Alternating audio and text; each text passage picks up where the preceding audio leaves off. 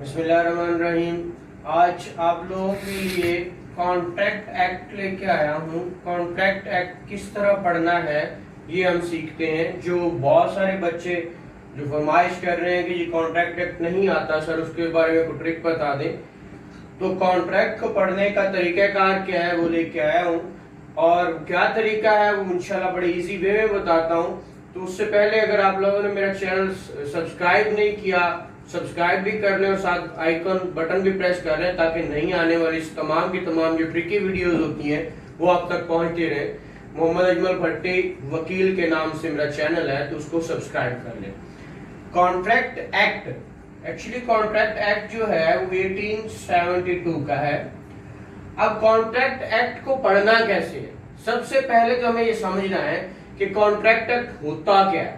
Contract समझने के लिए सबसे पहले, क्योंकि आज जो हमने डेफिनेशन पढ़ी, लॉ की डेफिनेशन जो प्रीवियस लेक्चर में पढ़ी है कि लॉ क्या होता है, law is nothing but common sense, एक जो डेफिनेशन आपकी कॉमन डेफिनेशन है, उसी के अंदर कॉन्ट्रैक्ट है। जो कॉन्ट्रैक्ट है हमारा रोजमर्रा जिंदगी में 90 to 99% रोज क्या हो रहा है, यूज हो रहा है। हम किसी ना किसी से कहीं ना कहीं इसकी कोई ना कोई कर रहे हैं रोज। इसीलिए law nothing but common sense. तो इसी वजह से कॉन्ट्रैक्ट हमें बहुत सारे ऐसे वकला मेरे भाई हैं या बाकी जो स्टूडेंट्स हैं, उन कॉन्ट्रैक्ट की डेफिनेशन, कॉन्ट्रैक्ट को समझने में बहुत प्रॉब्लम आती है। इसी तरह मैरिज है, marriage is a contract but marriage is a social contract. Contract है, इंग्रेडिएंट पूरे हैं। अभी हम देखते हैं कॉन्ट्रैक्ट किसको कहते हैं। सबसे पहली बात जो आज तक हमने नहीं पढ़ी, अगर पढ़ें, जो है आपकी अग्रवाल कॉन्ट्रैक्ट एक्ट, अग्रवाल एक इसका राइटर है, और वो राइटर क्या कहता है, इंडियन राइटर है, अनफॉर्चुनेटली हम पाकिस्तानियों ने बहुत थोड़ा काम किया इस पे। वो क्या कहता है, सबसे पहला काम होता है invitation to treat. Invitation to treat ये क्या होता है? वो कहते हैं आ बैल मुझे मार, मीनिंग देयर बाय सबसे पहले आज के दुनिया में इनविटेशन टू ट्रीट सबसे ज्यादा है। इनविटेशन टू ट्रीट किसको कह रहे हैं? जो आपको इनवाइट किया जाता है, आ जाए, meaning thereby hoarding use होती हैं आपके यहाँ, आपके अखबार में OLX फला फला, इसके अंदर ऐड आता है, अखबार में ऐड आता है, न्यूज़पेपर में, वो तमाम का तमाम क्या होता है आपका, जो होर्डिंग लगी, TCS पे सेल लग गई, फलां गाड़ी बिकना चाह रही है, आप आके ले ले, वो तमाम का तमाम क्या है, इनविटेशन टू ट्रीट है। अब जब तक इनविटेशन टू ट्रीट है उस वक्त तक ना ऑफर है, ना एक्सेप्टेंस है, ना कुछ है। अब मैं बताता हूं कि इनविटेशन टू ट्रीट के बाद क्या होता है। इनविटेशन ट्रीट के बाद क्या आता है, प्रपोजल, जिसको हम क्या कहते हैं, ऑफर भी कहते हैं। ये आपका कॉन्ट्रैक्ट एक्ट की सेक्शन 2 और उसका 1(2)(a) है उसकी डेफिनेशन। ये आप समझेंगे कि प्रपोजल किसको कहते हैं। सबसे पहले प्रपोजल है कि अगर मुझे इनविटेशन टू ट्रीट मिला, मैंने जाके ऑफर कराई, जनाब ये चीज मुझे चाहिए। अब जब मैंने ऑफर करा दी, उस वक्त क्या हुआ, ऑफर कराने के बाद मैंने अपनी क्या की, विलिंगनेस शो कराई। मैंने अपनी विलिंगनेस जब शो करवाई जाती है तो उसको क्या बोलते हैं, ये ऑफर करवा दी है। अपनी विलिंगनेस शो करवाना ऑफर है। और इसी तरह अगर मेरी विलिंगनेस जो मैंने शो करवाई जाके एक पर्टिकुलर पर्सन को, जिसने न्यूज़पेपर में ऐड दिया था, जिसने कहा जरूरत है रिश्ता के अखबार में आ गया कि फला फला तरह का मर्द है, फला औरत है, हम वहां चले गए तो उनको जाके ऑफर कराई जाती है। वो एक्सेप्ट करे ना करे, उनका इनविटेशन हर एक के लिए पड़ा हुआ है, वो इनविटेशन टू ट्रीट है। अब ऑफर क्या हो गया कि अगर एक पर्टिकुलर पर्सन जाके उसको कह दे कि जनाब, इसको हम क्या बोलते हैं, इजाब। अगर हम बोले दूसरी लैंग्वेज में तो इजाब, हमारे यहाँ इजाब किसे कहते हैं, ऑफर को या प्रपोजल, जो हमने ऑफर करके प्रपोज किया किसी को। अब ऑफर के बाद है क्या, एक्सेप्टेंस ना, ऑफर के बाद एक्सेप्टेंस।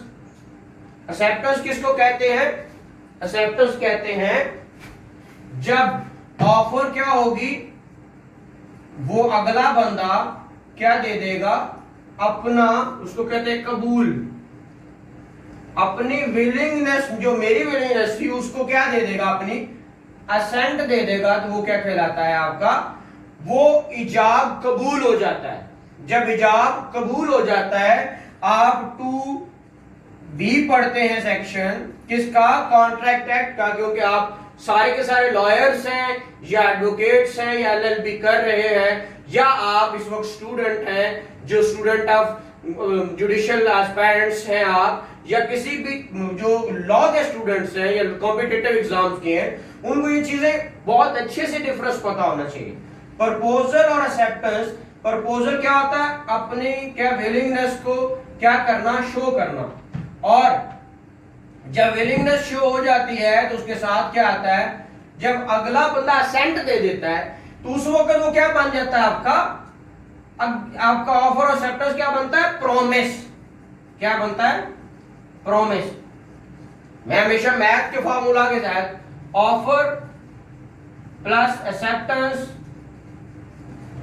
Is called promise. जब ऑफर एक्सेप्ट हो जाती है तो वो प्रॉमिस बन जाता है, और प्रॉमिस की लॉ के अंदर कोई वैल्यू नहीं है। क्यों, हमारे यहां रोज यहाँ पे अनफॉर्चुनेटली रोज यहाँ पे एक दूसरे से हम क्या करते हैं, भाई मेरे साथ प्रॉमिस करो, हम बहुत सारे प्रॉमिस करते हैं, वो तोड़ देते हैं, तो क्या उसके खिलाफ हम कोर्ट ऑफ लॉ में जा सकते हैं? Answer is no, because promise की कोई वैल्यू नहीं है। अब वैल्यू किस चीज की, यहां तक देखिएगा जहां पे ऑफर हो गई, इसकी डेफिनेशन अगर यहां देखेंगे तो यहीं पे आएगी।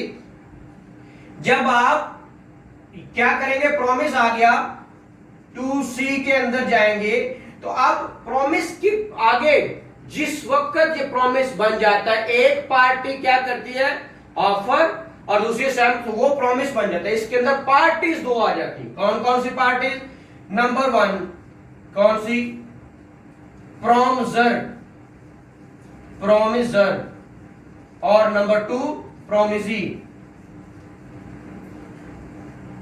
जो ऑफर को एक्सेप्ट करता है वो प्रॉमिसर, और जो लेके ऑफर किया था वो प्रॉमिसी। प्रॉमिसर और प्रॉमिसी किसको कहते हैं, एक अपनी विलिंगनेस शो कर रहा है, दूसरा असेंट कर रहा है। जो असेंट कर रहा है, जो दे रहा है, वो क्या है, प्रॉमिसर हो गया, और जिसकी दी गई है वो प्रॉमिसी हो गया।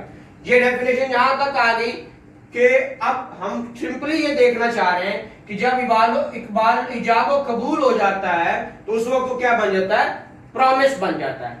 अब प्रॉमिस कब अग्रीमेंट बनेगा, अभी हम देखते हैं कि इसके बाद हमने क्या देखना है कि जिस वक्त ऑफर प्लस एक्सेप्टेंस हो जाती है तो उस वक्त वो क्या बन जाता है, प्रॉमिस। अब जब प्रॉमिस के अंदर क्या चीज आ जाती है, कंसीडरेशन, आपका क्या है 2D। जब क्या आ जाती है, कंसीडरेशन, ऑफर एंड एक्सेप्टेंस के अंदर क्या आ जाती है, कंसीडरेशन। तो कंसीडरेशन के अंदर हमने क्या देखना है, कंसीडरेशन क्या है, बदल। कंसीडरेशन किसको कहते हैं, बदल। कंसीडरेशन इज इन बदल।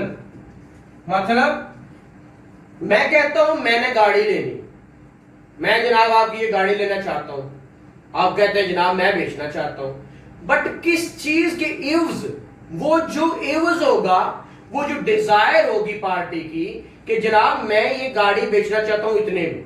मैं अभी आपको एग्जांपल दे रहा था किसकी, शादी की।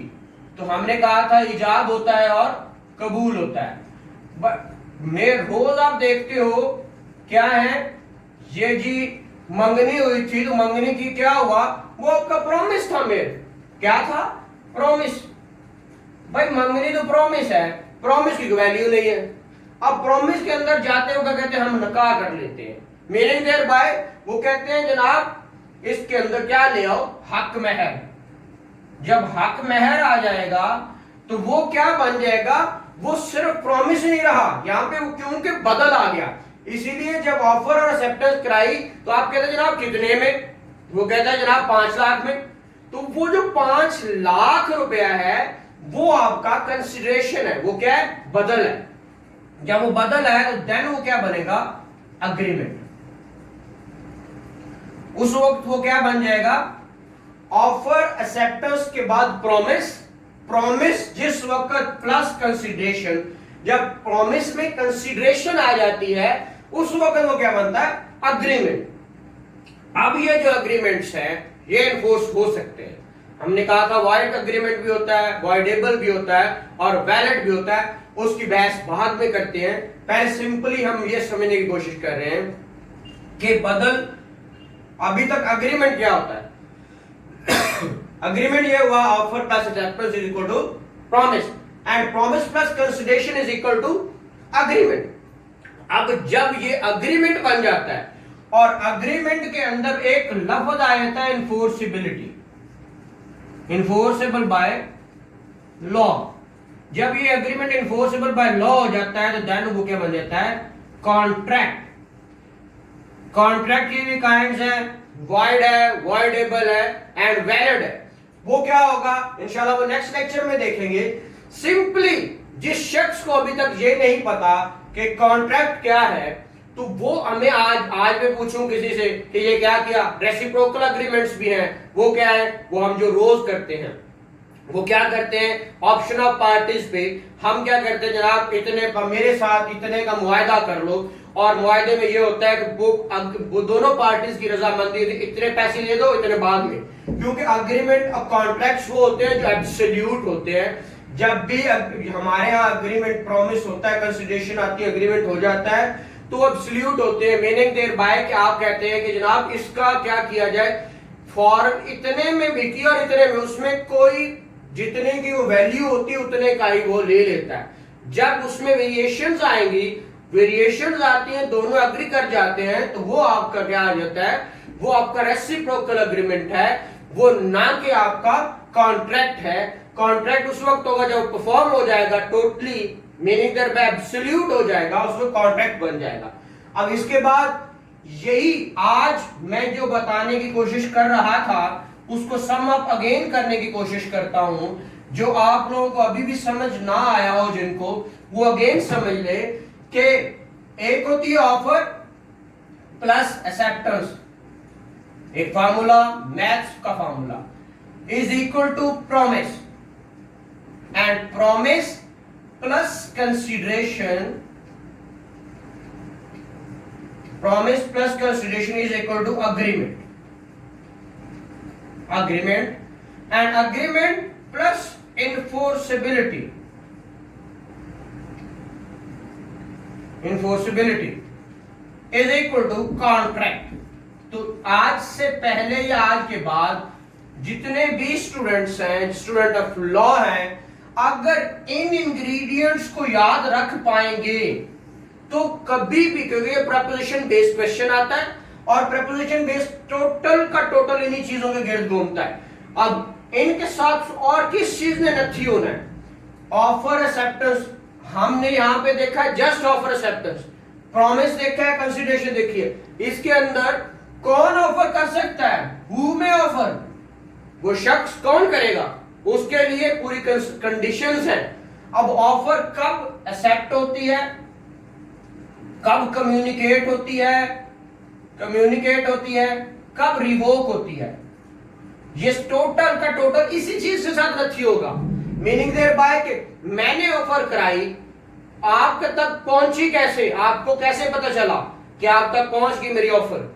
हो सकता है कि मैं कल अभी भेजूं, अभी 2 मिनट बाद मेरा ख्याल आया नहीं जनाब नया गाहक लग गया, मैंने उसको बेचनी है, तो फिर मुझे रिवोक कैसे करना है, वापस कैसे लेनी है, ये पूरा का पूरा इसी चीज के गिर्द घूमेगा कॉन्ट्रैक्ट पूरा।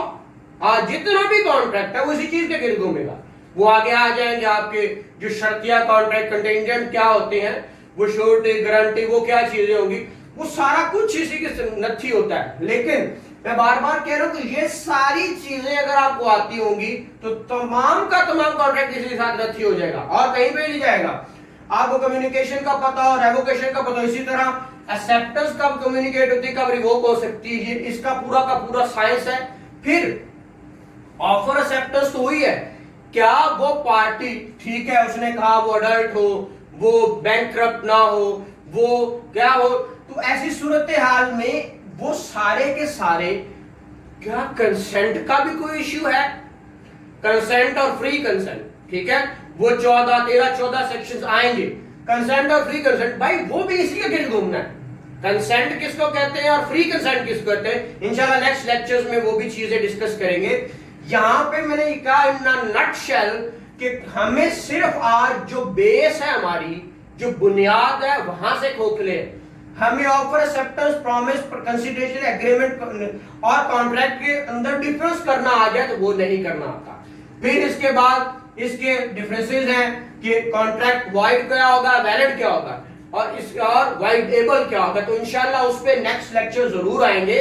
तो अगेन अगर आपने नहीं किया, सब्सक्राइब चैनल कर ले और आइकॉन प्रेस कर लीजिएगा, क्योंकि न्यू आने वाली वीडियोस आप तक पहुंच जाए। Thank you very much.